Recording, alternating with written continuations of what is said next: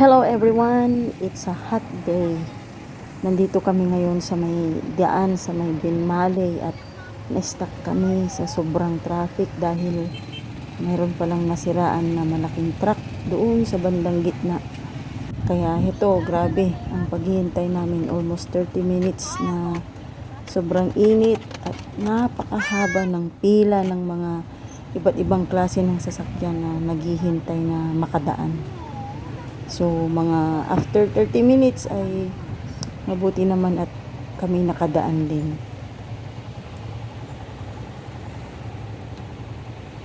Yan ang Saladin, kaya grabe ang traffic, may nasirang truck.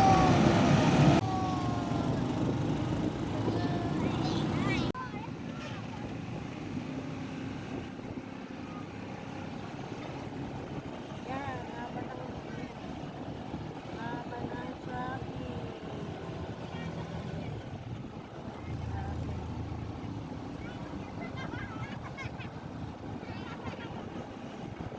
Mapapanood nyo dito yung sobrang haba ng mga sasakyan na naghihintay. It's a simple video, so I just hope na ma-enjoy nyo siya. Parang parade ito ng mga iba-ibang klase ng sasakyan. So, thank you for watching. God bless.